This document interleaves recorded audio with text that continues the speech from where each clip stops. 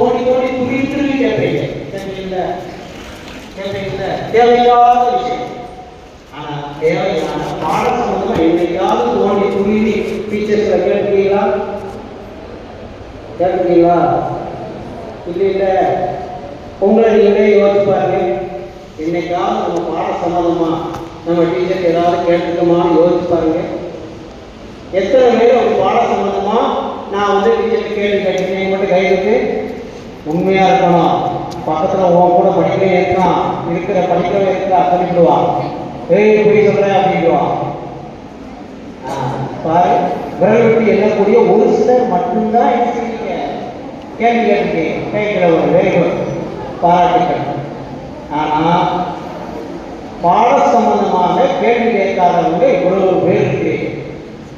சரி, பாட சம்பந்தமா இல்லாம வேற கேள்விகள் நிறைய கேட்டவங்க இருக்கீங்கன்னா டீச்சர்ஸ் அவங்க கைதுங்க.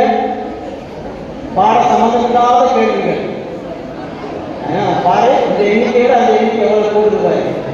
சரி, அப்படின்னா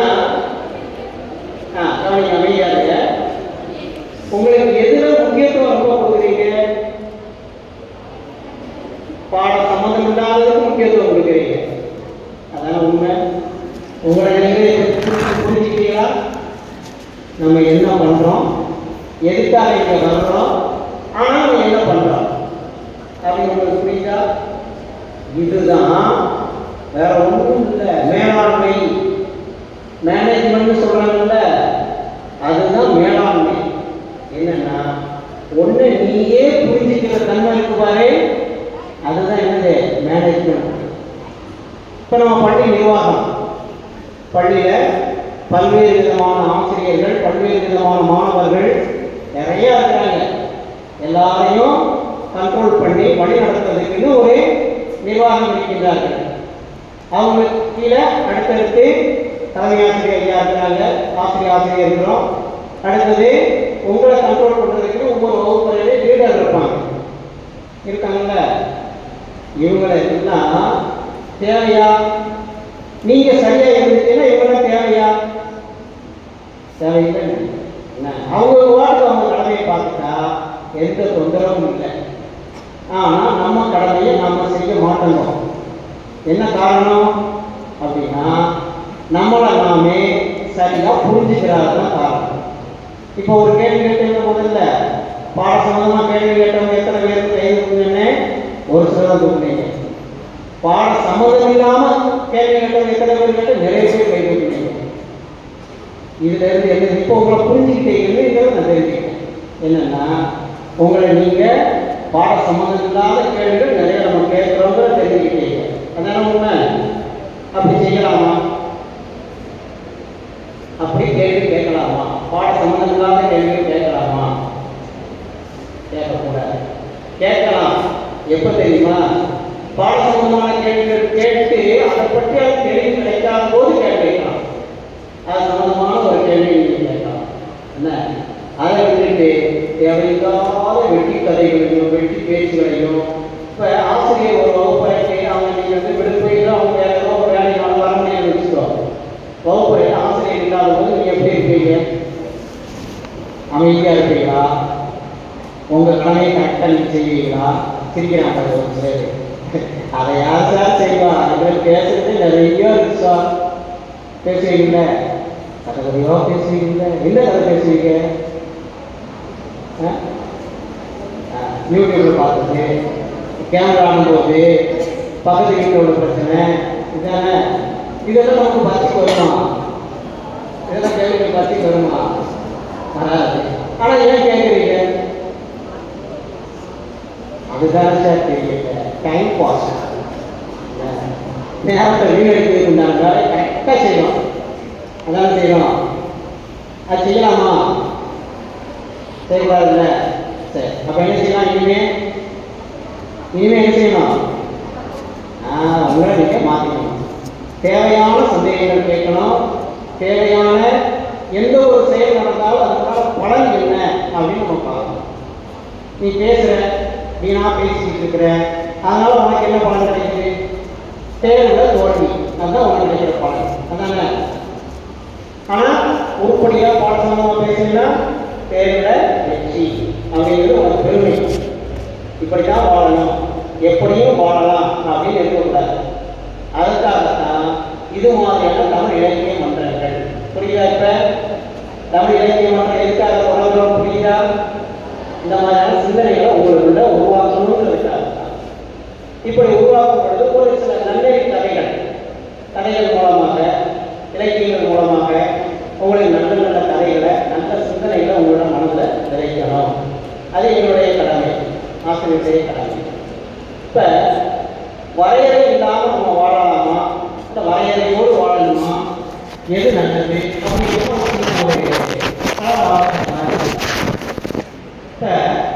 ஒரு கண்ணாடி அறை இருக்குது, கிளாஸ் ரூம். நீங்கள் ஹோட்டல்லாம் போயிருப்பீங்க, ஒரு சில பெரிய பெரிய கடைகளை பார்த்தோம்னா, பெரிய மால்லாம் பார்த்தோம்னா கண்ணாடியிலேயே சோறு மாதிரி வச்சுருப்பாங்க. உள்ளே இருந்து பார்த்தா வெளியில் உள்ளது தெரியும். வெளியில் போகிறவங்க நல்லா தெரியுமா தெரியாதா? பஸ் போகிறது தெரியும், பெரிய மாடியிலேருந்து நீ பார்க்குற கண்ணாடியாக தெரியுது, பஸ்ஸில் போகிறது தெரியும், எல்லாமே உனக்கு நல்லா தெரியும். இதே இது கண்ணாடி முகம் பார்க்குற கண்ணாடி, முகம் பார்க்குற கண்ணாடி பார்க்குறோம்ல, அதில் நீ பார்க்குற அந்த கண்ணாடி பின்னாடி போகிறது தெரியுமா? பெரிய கண்ணாடி வச்சுருக்காங்க உங்களுக்கு தெரியுமா? ஏன் ஒரு ஐடியா சொல்லுங்க. உள்ள அசம் போட்டு பின்னாடி என்ன செஞ்சிருக்காங்க? பூசி இருக்கிறாங்க. அதனால மறைவு இருக்கு, மறைப்பு இருக்கிறதுனால அதுக்கு முன்னாடி பின்னாடி இருக்கிறது எதுவுமே செய்யாது, தெரியாது. அப்ப வெறும் கண்ணாடியா இருந்தா அது என்ன தெரியும்? படிச்சு வெளியே தெரியும். இங்க உள்ள எல்லாமே தெரியும். என்ன தடுப்புன்னு ஒண்ணு இருந்தா ஒன்னையும் நீ பார்த்துக்கலாம், ஆனா வெளியில உள்ளது தெரியாது. ஆனா உணவு தெரியுமா? தெரியல. எதுக்காக கண்ணாடி பார்க்கிறோம்? நம்மளை நாமே பார்த்துக்கிறோம். எதுக்காக பார்க்கிறோம்? அழகா இருக்கும், ஆஹா அருமை, சூப்பரா, ரஜினி ஸ்டைல், அட்டே விஜய் அப்படின்னு பார்த்துருக்கா? அதுதான் பார்த்தீங்க. கண்ணாடி பார்த்துட்டு அப்பா நான் பாரு ரஜினி மாதிரி அருமையாக பாரு காட்டிக்கலாம். ஒவ்வொருத்தரும் ஒரு மாதிரி சொல்லுவீங்க. ஏன்னா உங்களுக்கு எது பிடிக்கும், எந்த நடிகை பிடிக்கும் எனக்கு தெரியாதுல்ல. என்ன உங்களுக்கு என்ன பிடிக்கும்?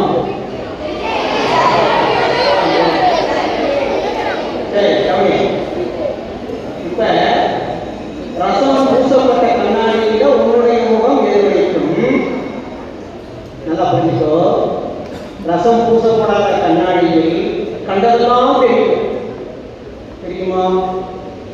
ரோட்டில் போகிறது மாதிரி கண்ணாடி பார்க்கும்போது என்ன செய்யும்? பின்னாடி ரசம் பூசலைன்னா பாதம் பூசாது, அங்கங்கே இருக்கிற காட்சியும் அப்படியே தெரியும்.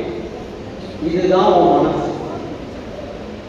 உன் மனசுக்குள்ள நீ கட்டுப்பாடுங்கிற ஒரு வரையறை, விதிமுறைகள் உனக்குள்ள இருந்தா ஒன்னியை நீங்க என்ன செஞ்சுக்கலாம்? பார்த்துக்கலாம்.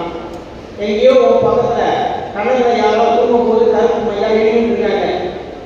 கண்ணாடியில் பார்த்து என்ன செய்வேன்? எந்த நாயில எனக்கு மீசை போட்டு விட்டா, நான் தூங்கும்போது யாரோ மீசையை போட்டு விட்டாங்க.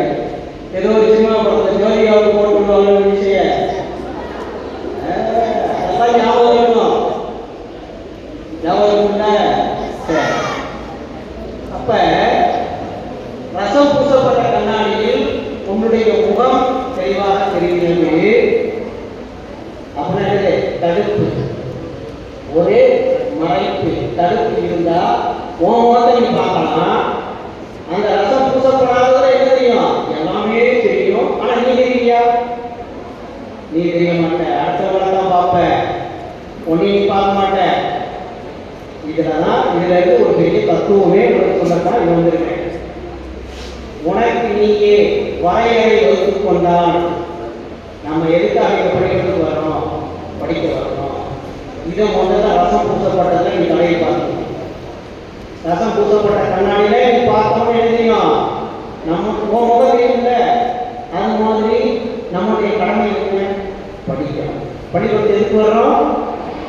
இதை வெறும் வார்த்தையால சொல்லக்கூடாது. என்ன செய்யணும்? நடைமுறையில கொண்டு வரணும். கொண்டு வருவதற்கு என்ன வேண்டும்? நினைத்து பார்த்தல். புரியுதா? தினமும் நினைச்சு பார்க்கணும். ஒன்றை நீங்க நினைச்சு பார்க்கணும். தினமும் நீ என்ன செய்யணும்? வீட்டுக்கு போன பிறகு ஒரு டைரி எழுதணும். டைரி எழுதுற பழக்கம் பழக்கத்தை இப்படி உருவாக்கிட்டோம். நல்ல நல்ல விஷயங்கள் நாங்கள் என்ன ஆசிரியர்கள் சொல்லுவோம், நீ என்ன செய்யறத அசை போடணும். மாடு அசை போட பார்த்துருக்கியா? மாடு அசை போட பார்த்துருக்கீங்களா?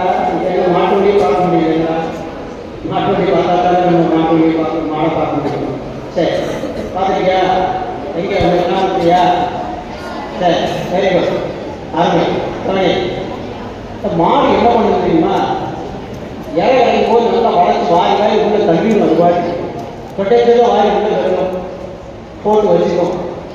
அதுக்கு என்ன செய்யும்? கொஞ்சம் கொஞ்சமாக வெளியில் கொண்டு வந்து கட்டி என்ன செய்யும்? நல்லா அசை போட்டு அருமையாக மென்று சாப்பிடும். அப்படி சாப்பிட்டா தான் சின்னாக்கா தின்னது செரிக்கும்.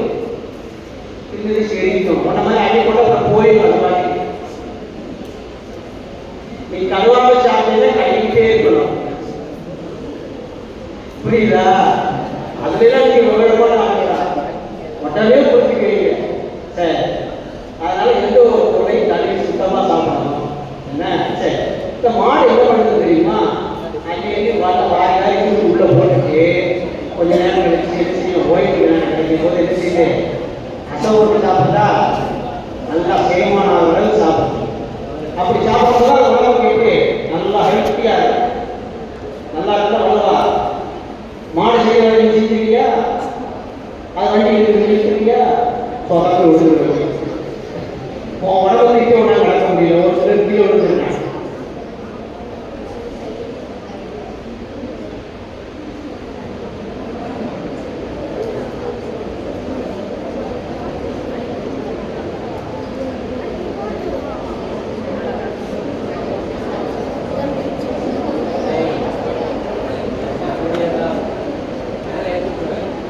சரி, இந்த மாடு என்ன பண்ணுது? அசை. அது மாதிரி நீங்க என்ன செய்ய முடியுமா? அசை போடணும். எதை சார்?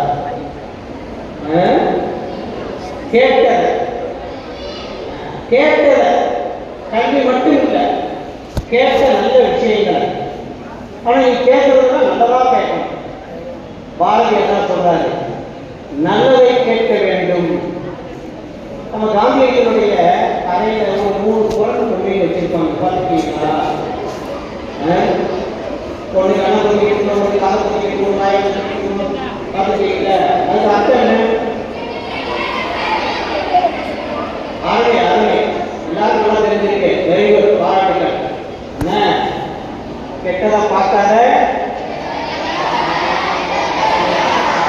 Very good. இன்னைக்கு உள்ள பிள்ளைங்க பெரும்பாலும் இதுக்கு முன்னாடி சொல்லுவாங்க, என்ன சொல்றாங்கன்னா, டேய் கெட்ட வார்த்தை பேசாதா அப்படிம்பாங்க. இப்போ எப்படிதான் சொல்றோம். அதுக்கு ஒரு சில பெரியவங்க என்ன சொல்றாங்க தெரியுமா? பிள்ளைங்க கெட்ட வார்த்தை பேசுறதுல கேட்ட வார்த்தையை பேசுதுமா. கெட்ட வார்த்தையை அது தானா பேசாது. கேட்ட வார்த்தை யார் சொல்லி கேட்ட வார்த்தை? உங்க வீட்டில் நீங்க இருக்கிற சூழ்நிலையில பேசுவாங்கன்னு தெரியுதுங்க. அவங்க பேசலாம், திரும்ப திரும்ப பேசுறதை நீ கேட்டுட்டே என்ன செஞ்சு மனசுல அப்படியே பதிஞ்சிடும். உனக்கும் பட்டக்குன்னு கோபம் வரும்போது பட்டக்குன்னு அந்த சிந்தனோட அர்த்தம் வரும். அப்படித்தானே? வரலாமா? சரி, அதனால நல்லதை கேட்க வேண்டும். நல்ல விஷயத்தை என்ன செய்யணும்? கேட்கணும். கெட்ட வார்த்தைகள் அப்படியே வரும். எங்க காத்துல வரும், காதுக்குள்ள போகக்கூடாது. காத்துல வரும், காத்துக்குள்ள போகக்கூடாது. புரியுதா? காத்துல அப்படியே வரும் வார்த்தை, ஆனா என்ன செய்யக்கூடாது? காதுக்குள்ள போகக்கூடாது. கண்ணிலே கட்டுவோம். அப்ப எதை கேட்கணும்? கேட்க வேண்டிய நல்லதை மட்டும் கேட்கணும். இது மாதிரி நல்ல விஷயங்களை எல்லாம் கேட்கறதுக்கு தான் இந்த மாதிரி அமைப்பு கிடைக்கும். இது மாதிரி கணித மன்றம், அறிவியல் மன்றம், நிறைய மன்றங்கள் நம்ம பள்ளியில அடுத்தடுத்த வாரங்கள் நடக்கும். ஏன்னா அடுத்த நாட்களே நடக்கும். அது நிறைய விஷயங்கள் சொல்லுவாங்க. அவங்க சொல்றது அந்த பாட சம்பந்தமாக மற்றதான் இருக்கும். ஆனால் நம்ம தமிழ் மட்டும் என்ன தெரியுமா? வாழ்க்கையே தமிழ். தமிழ் இலக்கிய மன்றம் உங்க வாழ்க்கையை பற்றி அனைத்து கூறுகளையும் சொல்லக்கூடிய தமிழ் இலக்கிய மன்றம். சரி, இப்ப இந்த ஏன் எதுக்கு கேட்கணும்னு சொல்லியிருந்தாரு? தமிழ் இலக்கிய மன்றம் எதற்கு அப்படிங்கும் பொழுது, இலக்கியம் அப்படின்னாலே உங்களுக்கு சின்ன ஒரு மணி படிச்சுட்டீங்க. இலக்கியம்ங்கிற சொல்ல எப்படி பிரிக்கணும் தெரியுமா? இலக்கியம் தெரியுமா? நான் என்ன கேட்கிறேன், இலக்கியங்கிற சொல்ல எப்படி பிரிக்கணும்? இலக்கு கூட்டல் இயம். இலக்கு, இலக்குன்னு என்ன தெரியுமா? இலக்குன்னா குறிக்கோள்டா. அந்த இடத்துல இந்த நம்ம வீட்டில் பெரியவங்க சொல்லுவாங்க, அம்மா அப்பா சமைச்சிக்கிட்டு இருக்கும் போது, ஏய் நான் கடையில் எடுத்துவா அப்படின்வாங்க, சீரகம் எடுத்துவாங்க. ஏமா எங்க வச்சிருக்கேன், நான் தேடி பார்த்துட்டேன் காணும். ஏ அந்த லெக்கில் பாருங்க அப்படின்வாங்க. அந்த லெக்கில் பாருங்க. இலக்குங்கிற வார்த்தை எப்படியெல்லாம் நம்ம பயன்படுத்திக்கிட்டு தெரியுமா? ஆனால் அது உருவத்தை நம்ம மாற்றிக்கணும். தமிழான மாதிரி உருவத்தை, அதாவது மொழியை கொலை பண்ணுறது நம்மளோட சிறந்த உலகத்தை யாருமே கிடையாது. ஒரு மொழியை கொலை பண்ணா தமிழக கொடுத்துடணும், அடையாளமே கொண்டு விடுவோம்.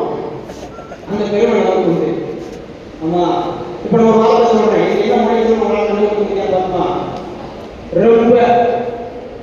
ரொம்ப பாயத்தை ரொம்ப அப்படிங்கிறோம். ரொம்ப வார்த்தை என்ன வார்த்தை சொல்லுங்க? நிறையா அர்த்தம் தான் சொல்றேன். நீங்க என்ன மொழி சொல்லு?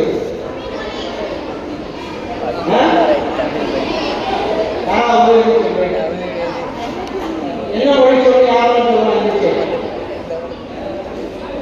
ரொம்ப வடமொழி. சரி, வெளியிட்ட நம்ம நிறைய மொழி தெரியுதுடா, நம்ம ஒண்ணு கூட தெரியல. நல்லா கவனி, சமஸ்கிருதம் வடமொழி ஒண்ணுதான் உட்காரலாம். சரி கவனி, இப்ப நம்ம ரிக்ஷான்னு சொல்றோம்ல, ரிக்ஷா வண்டிங்க, ஆட்டோ ரிக்ஷா, அது என்ன மொழி சொல்லுது? ஸ்பானிஷ், ஜப்பானி மொழி சொல்றா. அப்ப நமக்கு எத்தனை மொழி தெரிஞ்சுக்க பத்தியா? சபா அப்படிங்கிறோம். என்ன மொழி? பாரசீக மொழி. ஏப்பா எவ்வளவு மொழி நம்ம தெரிஞ்சுக்கிறோம், ஆனா எல்லாம் ஆளவா, எல்லாம் ஆளவா நமக்கான முழுசா நமக்கு தெரியவே தெரியாது. தெரியக்கூடாது, தெரிஞ்சா மண்ணை விழிச்சிடும். ரொம்ப கொஞ்சம் கூடாதுல்ல, விழிச்சிடும். அதுக்கிட்ட அதெல்லாம் நான் போகிறவங்க போட்டு, ஆனால் நிறைய மொழி தெரியும். நம்ம பகுதிக்கு வருவோம். இப்ப நீங்க தமிழ் இலக்கிய மன்றம், இலக்குனா குறிக்கோள், புரியுதா? இலக்குங்கிற சொல்லு குறிக்கோள். குறிக்கோள் உங்களுக்கு நிச்சயமாக ஒவ்வொரு மனிதனுக்கும் உண்டு. உங்களுக்கு என்ன குறிக்கோள்? எந்த பணிக்கு வந்திருக்கீங்க? சும்மா வாயிலே செய்வீங்களா? படிக்கிற வேலையை கரெக்டாக செய்வீங்களா? செஞ்சீங்கன்னா எல்லாரும் பசங்க எடுத்துக்கணும். செய்யல எல்லாரும் நலமாக கிடையாது, அப்போ அந்த வேலையை செய்யல. சரி கேட்கணும். இனிமேல் என்ன செய்யணும்? வர நோக்கம், குறிக்கோள், இலக்கு உங்களுடைய மனசுல இருக்கணும். ஒவ்வொரு நேரம் நினைச்சு பார்க்கணும். நினைக்கலாமா? தினம் நினைக்கணும். தினம் நீ பள்ளிக்கூடத்துக்கு வீட்டுக்கு போன உடனே ஒரு டைரி, உடனே அம்மா ₹150 ஒரு டைரி ₹200 வாங்கி செல்லுவாங்க. பழைய நோட்டுக்குள்ள பழைய நோட்டுக்குள்ள அதனால பேப்பர் பிரிச்சு நல்லா பின்னடிச்சியில் தச்சு ஒவ்வொரு பக்கத்துலையும் ஒவ்வொரு தேதி கொடுக்கும். அடுத்து 26 வருதுல 26 எழுத ஆரம்பிச்சு, எழுத ஆரம்பிச்சு பள்ளியே என்ன நடந்தது, என்னென்ன சார் என்ன பேசுனாங்க, என்ன பாடம் பண்ணாங்க, அந்த பேர் சொல்லி சொல்லுங்க. நாளையிலிருந்து எழுத ஆரம்பிங்க. தினம் பேர் போட்டு இது என்னென்ன நம்ம பள்ளியில படித்தோம், இன்னைக்கு இன்னும் பாடம், இன்னும் தலைப்புல பேசினாங்க, இன்னும் தலைப்புல பத்தியா என்ன போகுது பத்தியா உங்களுக்கு சம்மந்தப்பட்டது இல்லாத போகுவாரு. அதுதான் சம்மந்தம் இல்லாதது கவனம் ரொம்ப போகும். இங்கே கவனிங்களா? உங்களுக்காக தான் சொல்லிட்டு இருக்கேன். அதனால தினம் நீங்க என்ன செய்யணும்னா பள்ளியில ஒரு நாளைக்கு 8 பாட வேலை, மற்ற 8 இருக்குல்ல, 8 பாட வேலைக்கும் என்னென்ன பாட வேலை என்னென்ன நடத்தினாங்க உனக்கு மறந்துடும். உடனே என்ன செய்யணும், நீங்கள் டைம் எடுத்து வச்சுக்கோ. பிறகு உடனே பழக்காயிடும். ஃபர்ஸ்ட் என்னது, இன்னதை நடத்தினாங்க, இன்னும் பாடப்பகுதி நடத்தினாங்க அப்படின்னு சொல்லி வைக்கும். அவங்க நடத்துகிற ஒரு சில கதைகள் சொல்லியிருப்பாங்க, உதாரணம் சொல்லியிருப்பாங்க. அப்போ என்ன செய்யணும், அதை ஞாபகத்துக்கு கொண்டு வந்து என்னது அசை போடுது. மாட சமயத்தில் அசை போடுது, அதனால அசை போடத்தான் என்ன செய்யணும், நம்மளுடைய குறிக்கோள் என்னன்னு தெரியும். புரியுதா? அதுக்கடுத்து நீ எழுத ஆரம்பிச்சாலே கண்ணாடியில் உன் முகத்தை பார்க்கறது மாதிரி. கண்ணாடியில் நீ முகத்தை எதுக்காக பார்க்குற, உன்னை அழகுபடுத்துறதுக்காக பார்க்குற. ஆனால் அது மாதிரி உன் மனசில் குறிக்கோள்கிற ஒரு ரசம் பூசப்பட்டது வச்சிருந்தேன்னா, கண்ணாடியில் ரசம் பூசணும்னா உன்னை முகமாக காட்டுது இல்லைன்னா என்ன செய்யணும், கண்டதையும் காட்டும். ஆனால் உன் முகத்தை பார்க்கணும்னா என்ன செய்யணும், ரசம் பூசிருக்கணும். அது மாதிரி தினமும் நீ உன்னுடைய வாழ்க்கையில் நடந்த குறிப்புகளை எழுத அது எப்படி இருக்கணும், ரசம் பூசப்பட்ட கண்ணாடி மாதிரி உன் முகத்தை பார்க்க. எங்கேயாவது ஒரு ரோமையோ ஒட்டி இருக்கு, வெள்ளையா ஒட்டி இருக்கு, கருப்பா ஒட்டி இருக்குன்னு பார்த்து நினைச்சிட சுத்தப்பத்திரியில. அது மாதிரி நீ டைரி எழுதுறது ஒரு ரசம் பூசப்பட்ட கண்ணாடி மாதிரி. அதை எழுத என்ன செய்யலாம், தினமும் போய் அதை திருப்பி படித்து பார்க்கும்போது, ஓ நேற்று நம்ம இந்த இதை செய்யாமல் விட்டுட்டோம், இன்னைக்கு செய்யணும், நம்ம படிப்பு சார்ந்தது அப்படிங்கிற என்ன செய்வீங்க, ஒன்றை நீங்கள் சரிபார்த்து கொண்டு திருத்திக் கொள்ள வேண்டும். அதற்கு நாட்குறிப்பு எழுதுவது, டைரி எழுதுவது மிக மிக அவசியம். அதை நீங்கள் கண்டிப்பாக கடைபிடிக்கணும். அந்த நல்ல பழக்கத்தை உருவாக்கிட்டீங்கன்னா ஒன்றையை நீங்கள் மேனேஜ் பண்ணிக்கலாம். சொன்னீங்களா ஆரம்பத்திலேயே மேனேஜ் பண்ணிக்கிறீங்க. ஒன்றை நீங்கள் உன்னுடைய கடமை என்ன, சரியாக நம்ம செஞ்சுருக்கோமா இல்லை செய்யலையா, எதனால் செய்யலை, இனிமேல் அப்படி செய்யாமல் இருக்கக்கூடாது, நம்முடைய கடமையை செய்ய வேண்டும் என்பதெல்லாம் உன் மனசில் அந்த எண்ணங்கள் உதயமாகணும். அது சமமாக நீ செய்யணும், நினைத்து பார்க்க வேண்டும். இப்படி உன்னை நீயே படைத்துக்கிட்டீங்கன்னா இரவு நீ தூங்கும் போது கூட உனக்கு கனவுல என்ன வரும் தெரியுமா, என்ன வரும், டைரி எழுதுறது வரும், உன் வாழ்க்கையில் நடக்கிற நிகழ்ச்சிகள் நினைவுக்கு வரும், அடுத்து உன்னுடைய குறிக்கோள் நினைவுக்கு வரும். எல்லாமே எதனால் இருக்குது, எழுதுறது. அப்படி நீ எழுத ஆரம்பிச்சீங்கன்னா உன்னுடைய நினைப்பெல்லாம் எதில் வரும், படிப்பில் வரும். உன்னுடைய கனவு எப்படி இருக்கும், உன் படிப்பு சார்ந்ததாக இருக்கும். இல்லைன்னா வேற என்ன கனவு வரும் சொல்லணுமா, உங்களுக்கே தெரியும். ஒவ்வொருத்தருக்கும் என்னென்ன கனவு வரும் சொல்லுங்க. ஆரப்பாயா நீங்களே பேரா இருக்கீங்க, உங்களுக்கு எல்லாம் பேய் கனவு வருது. நமக்குள்ளே 5 பேய்கள் இருக்குடா, நம்ம சொல்லுறது கேட்காது. அந்த பேய்ங்க 5 பேய் இருக்கு தெரியுமா, நம்ம பேய்கிட்ட தான் புரியிருக்கோம். என்ன சார் நான் ஒரு நாள் பார்த்ததே இல்லை சார், நீ சொல்றதை கேட்காம அது இஷ்டத்துக்கு நடந்ததுன்னா அது பேய். இந்த பேய் பற்றி என்ன செய்வாங்க, அவன் இஷ்டத்துக்கு ஆகணும். பேய் பிடிச்சதுக்கு என்ன நினைக்கிறோம் அதுதான் என்ன செய்யணும், செயல்படுத்தும். உன் இஷ்டத்துக்கு என்ன செய்ய முடியாது, செயல்படுத்த முடியாது. வேற ஒன்றும் இல்லை, நம்ம நாக்கு இருக்குவாரு, நாக்கு ரொம்ப மோசமானது. பொறிகள் தெரியுமா, இது பொறிகள் என்ன, மாற்றி மாற்றி வளர்றீங்களா, சரி வரிசையா சொல்றேன். மெய், வாய், கண், மூக்கு, செவி. மெய், வாய், கண், மூக்கு, செவி. முதல்ல வாய்ன்னு சொல்றோம் பத்தியா, வாய் வந்து 2 வேலையை செய்யுது. என்ன வேலை செய்யுது, இன்னொன்று பேசுறது. இந்த இப்போ பேசிட்டு இல்லை, கேட்டால் பதில் சொல்றீங்கல்ல, அதான் சரி. இப்போ இந்த வாய் வந்து 2 வேலையை செய்யுதுன்னு சொன்னேன். அது முக்கியமான வேலை என்ன தெரியுமா,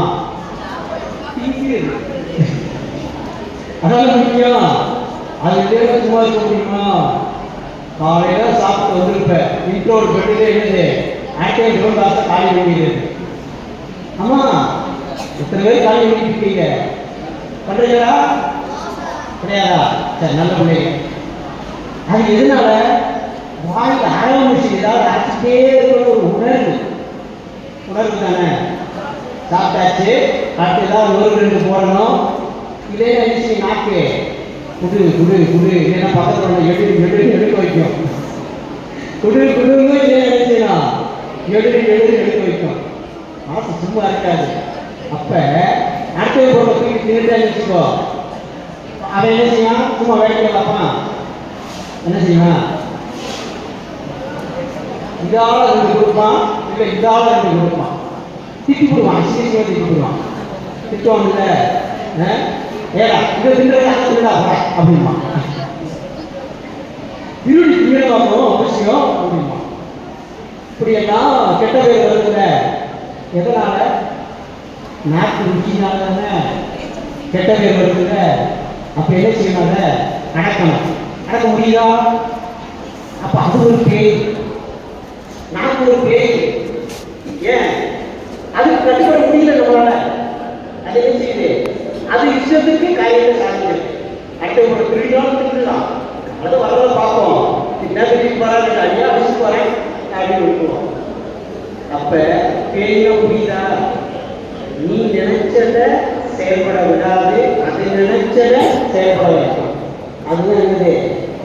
பேய். பேய் முடிச்சவங்களுக்கு அவன் புத்தி செயல்படுமா, அந்த பேயோட புத்தி செயல்படுமா? வெரி குட், அருமை. இப்படித்தான் நமக்கு 5 பேர் இருக்காங்க. கண்டு பார்க்கணும். சைக்கிள் போயிட்டே இருக்க, சைக்கிளில் போயிட்டு இருக்க, யாரோ ஏதோ நம்ம பிடிச்சமான ஒன்று கிளாஸ் பாருங்க. நீ ரோட்டை விட்டு இப்படி பார்ப்பேன். சைக்கிள் கண்ணு சொல்லணும், அறிவு சொல்லணும். வைக்கலாம் ஒழுங்க ரோட்டு போ. தமிழ்நாட்டில் சொல்லியிருக்காங்க, ஒவ்வொரு நாட்டில் சொல்லியிருக்காங்க, நம்ம டீச்சர்ஸ் சொல்லியிருக்காங்க, சைக்கிள் போகக்கூடாது. அவங்க அறிவு சொல்லணும். கண்ணு என்ன செய்யும்? அக்கா என்ன நம்ம ஸ்டடி பண்ணிடுவோம்ல, ஸ்டேடியம் போய் பண்ணிடுவாங்க. காலை ஒழிஞ்சிக்கிற முடிஞ்சது ஐயா அம்மா கத்துவான். அப்ப எது ஒன்று காயப்படுத்துறது? கண்ணுங்கிற பேய். அது செய்யல, அது இசை செய்ய அது இசை செஞ்சிருச்சு. காது பாடம் நடத்தும் எதையோ கேட்டு பாடத்தை கவனிக்கிறார், அது ஒரு பேய். இப்ப புரியுதா? நம்ம எதோட வாழ்ந்துட்டு புரியுதா? எத்தனை பேய்? 5 பேய். ஒரு பேரை சமாளிக்க முடியாது, 5 பேரை எப்படி சமாளிக்கிறது? எப்படி சமாளிக்கிறது? சரி, இதையும் நம்ம வள்ளுவர் திருவள்ளுவர் தெரியுங்கள, எப்படி இருப்பார்? குருவி வச்சுட்டு கையில ஒரு எழுத்தாணி வச்சுட்டு வாய் வச்சுட்டு இருப்பாரு. சரி, எப்படியோ அப்படியாவது அவர் அடையாளம் கண்டுபிடிக்கிற சந்தோஷம். அவரு ஒரு இடத்துல சொல்றாரு, உங்க பாடத்திலே இருக்குன்னு நினைக்கிறேன். ஒருமையும் ஆமை போல் 5 அடக்கல் ஆற்றி எழுமையும் ஏமா புடைத்து. படிச்சீங்களா? ஒருமையுள் ஆமை போல் 5 அடக்கல் ஆற்றி எழுமையும் ஏமா புடைத்து. சின்ன கிடையாதா? இந்த குரல் வரலையா? சரி, இப்ப தெரிஞ்சுக்கோங்க. அதுக்கு அர்த்தம் என்னன்னா, இந்த ஒரு பிறப்புல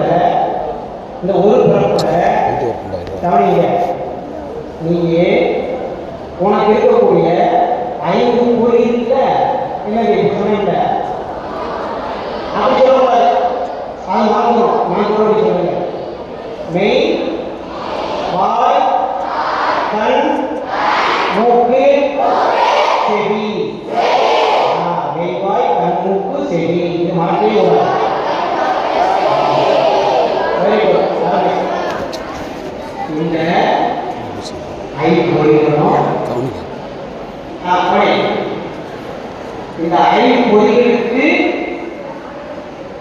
5 புலன்கள். வாய் செய்யும், பேசும் மட்டும் கிடையாது, சுவைய உணரும். இப்ப அடுத்த குடும்பத்துக்கு அது எது கண்டுபிடிச்சது? நாக்கு கண்டுபிடிச்சா விஷயம் கேட்கும். அப்ப நாக்கு. அடுத்தது கண்ணு, காது, மூக்கு, எங்கேயோ வாசனை கண்டுபிடிச்சிடும். அடுத்தது செவி, மெய், வாய், கண், மூக்கு, செவி. சரி, மெய்ங்கிறது உடம்பு.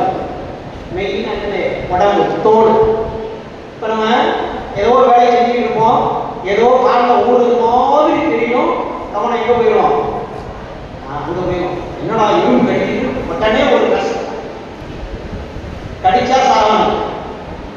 எறும்பு சாமிக்கு போய் ஒரு வாய் அடிச்சான், சாமிக்கு தவறு இருந்துச்சு கடவுள்கிட்ட. தவறு இருந்துட்டு கடவுள் காட்சி கொடுத்தார். என்னுடைய உனக்கு என்ன வேணும்? நீ ரொம்ப நாளாக தவறு இல்லை, நீ கேட்ட வாங்க நான் கொடுக்குறேன். நான் கடிதா சாப்பிடணும்னு கேட்ட வாழ எப்படி நான் கடிதா சாப்பிடணும். இப்போ உங்க எங்க வச்சு அடிச்சுவ ஒரே நசுக்கு செத்து போச்சு. கடிச்சா சாப்பிடணும். கடவுள் அப்படியே ஆரம்பிச்சு போயிட்டார். வரைஞ்சிருக்கும்போது விவரமாக கேட்கணும். சரி, இந்த விவரமான ஒரு சின்ன ஒரு விளையாட்டு சொல்றேன், உங்களுக்கு தெரிஞ்சுக்கிறேன். நம்ம தென்கட்சி சுவாமிநாதன் கேள்விப்பட்டீங்களா?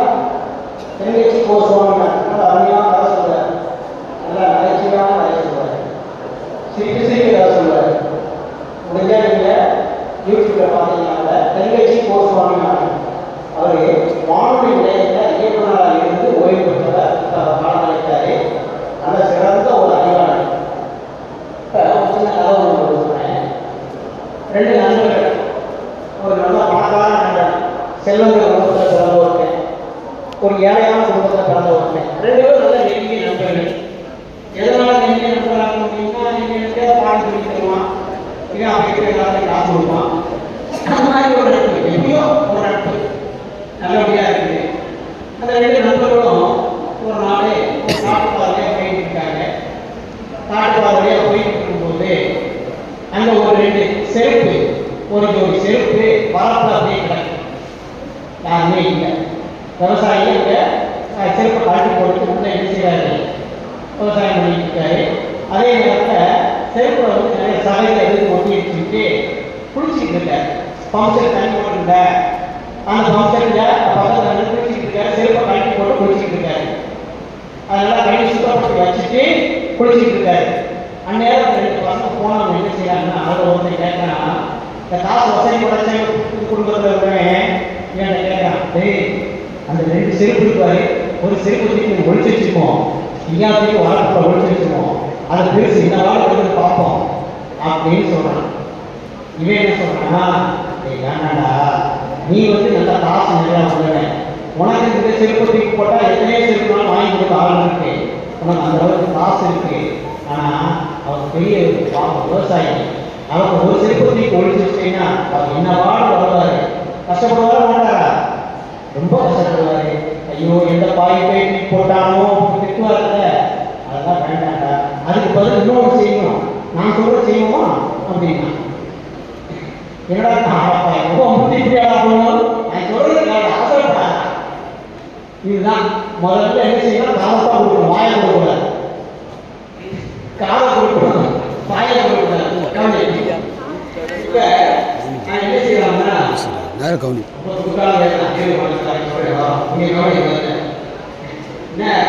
ஒரு செருப்பத்துக்கு வச்சிருவோம் சொன்னா, அந்த 7 பசங்க கஷ்டப்படுற பையன் சொல்றா, வேண்டாம் அப்படி செய்ய வேண்டாம், அந்த 2 செருப்புல ஒரு செருப்புல ஒரு ₹1 காய் ₹1 நாணயம் அதை செருப்புல வச்சு, ஒவ்வொரு செருப்பையும் 2 இதையும் வச்சு நம்ம மனதிற்கு என்ன நடக்குன்னு வேடிக்கை பார்ப்போம் அப்படின்னா, சரி பார்ப்போம், நீ சொல்றதே செய்யறேன். அப்ப எனக்கு காசு நிறையா இருக்கும், பணக்கார பையன் 2 காசை அந்த செருப்பு மேலே வச்சுட்டு வாங்கி ஒழிஞ்சிட்டு பார்க்குறாங்க. இந்த பெரிய ஒரு குளிக்கு போனவர் வந்து செருப்பு பார்க்குறாரு, காசு இருக்கு, காசை பார்த்தோன்னே அப்படியே தொட்டு கும்பிடுறாரு, கும்பிட்டு அப்படியே சுற்றி பார்க்குறாரு, சுற்றி சுற்றி பார்த்தோன்னா யாரும் பார்த்துட்டு இருக்கான், 2 பேரும் பார்த்துட்டு இருக்காங்க. நம்ம செருப்பை வந்து யாரும் காசு வச்சுட்டு போனான் அப்படின்னு பார்த்துட்டு இருந்தா யாருக்கு கொடுத்துருவோம் அப்படின்னு நினைச்சு அவருடைய மனசு. ஆனால் சுற்றி பார்த்து யாருமே இல்லைன்னு உடனே சரி அப்பா எந்த புண்ணியமான வச்சுட்டு போனாலோ அவர் நல்லா இருக்கணும், அவர் குடும்பமே நல்லா இருக்கணும்னு வாழ்த்திட்டு அந்த காசை வச்சு பைக்கில் போட்டு செருப்பை போட்டு அப்படின்னு நம்பிட்டார். இப்ப பார்த்த அந்த நண்பர்கள்ல அந்த ஏழைப்பட்ட பையன் சொன்னா, நீ செருப்பை ஒழிச்சிருந்தீங்கன்னா எவ்வளவு மனசு வேதனைப்பட்டு பார்த்தாரு, நீ வச்ச ₹1 காசுக்கு ₹2 காசுக்காகவே எந்த புண்ணியமான வச்சாலும் கையெடுத்து கும்பிடுறாரு, நல்லா இருக்கும் வாழ்த்துறாரு. நீ நல்ல செயல் செஞ்சீங்கன்னா உனக்கு எவ்வளவு கிடைக்கும் பார்த்தியா, இதே நீ ஒழிச்சு வச்சதுன்னா உனக்கு என்ன கிடைக்கும்? பாய் சண்டாள் இந்த செருப்பையுமா தூக்கி போடுறதுக்கு ஒருத்தர் வந்து சேர்ந்தான், உனக்கு எதுக்காக வேணும்னு கேட்டான். அப்பதான் சொன்னான், அப்படியே அவனுக்கு அழுதுட்டான், கண்ணீர் வந்துருச்சு. நீதாண்டா ஆவியின் நண்பன், எவ்வளவு அருமையான செயலை எனக்கு செய்ய வச்ச, இதை விட எனக்கு கோடி இருந்தாலும் இது வந்து இணையாகாது அப்படின்னு சேர்ந்து கட்டி பிடிச்சி நீதானே எனக்கு ஆரிய நண்பன், என் நல்ல விஷயத்துல நல்ல வழியை நீ கொண்டு போனையே அப்படின்னு என்ன செய்யலாம், மேலும் அவனோட ரொம்ப பாசத்தோட இருக்கான். இப்ப நமக்கு எது வேணும், அந்த செல்பை தூக்கி ஒழிச்சிருக்கணும்னு நினைக்கணுமா, காசு வைக்கணுமா? நல்ல குணமானது நல்ல எண்ணங்கள் உங்களை மேன்மேலும் உயர்த்தும். தவறான எண்ணங்கள் கீழ் வழியில் கொண்டு போய் இருக்கணும். அப்படி இல்லாமல் நீங்கள் நல்ல முறையில் வாழணும். அதற்கு வேண்டிய நிறைய விஷயங்கள் அடுத்தடுத்து நம்ம மன்றங்களில் நிறையா பேசுவாங்க. அதை இன்னமும் சொல்கிறேன். பாரதியுடைய ஒரு வரி கனவு மேம்பட வேண்டும் அப்படின்னு ஒரு வரி. இப்போ ஏற்கனவே நான் உங்களுக்கு சொன்னேன், இந்த டைரி எழுத ஆரம்பிக்கணும், எழுதும் போதே ஒரு கனவு என்ன வரும்னு சொன்னேன். டைரி எழுதுறது அது மட்டுமா வரும்? அன்னைக்கே நடக்கிற நினைச்சு பார்த்துருக்கீங்க. அப்போ அன்னைக்கே நடக்கிற பாடசம்பவம் உனக்கு ஞாபகம் வரும்ல. பாடசம்பவம் உனக்கு ஞாபகம் வர நீ என்ன செய்ய, உனக்கு ஒரு குறிக்கோள் உருவாகும். நல்ல மார்க் எடுத்தாச்சு, இன்னும் அடுத்து போகணும், நல்லா முன்னேறணும், ஃபஸ்ட் டைம் எடுக்கணும். அந்த குறிக்கோள் உனக்கு வர என்ன செய்ய, நல்லபடியாக நீ முன்னேறிய. இப்போ கனவு என்பது எப்போ வரும்? தூங்கும்போது வரும். தூங்கினா கனவு வரும். எப்படி கூட கனவு வரும் உங்களுக்கு? சார் இதெல்லாம் அந்த கூட்டத்தை கேட்கலாமா சார், நான் சொல்ல முடியுமா சார் அப்படித்தானே? தனியாக சொல்றீங்களா? அது சொல்ல மாட்டீங்களா? சரி, கனவு காண்பது என்பது நம்முடைய முன்னாள் குடியரசுத் தலைவர் ஏபிஜே அப்துல் கலாம் அவர்கள் கனவு பற்றி சொல்லியிருக்காரு. இன்னும் உங்களுக்கு யாரும் தெரியுமா? சொல்லியாருங்க.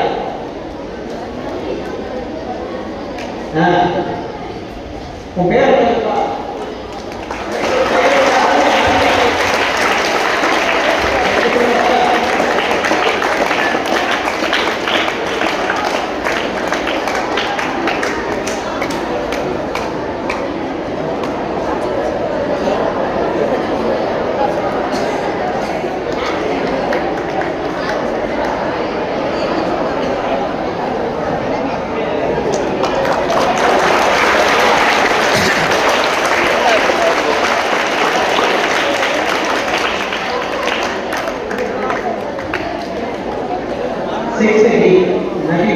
ரொம்ப அருமையாக ஒவ்வொருத்தருக்கும் உள்ளெண்ணம் நல்ல எண்ணங்களாக உருவாக வேண்டும்.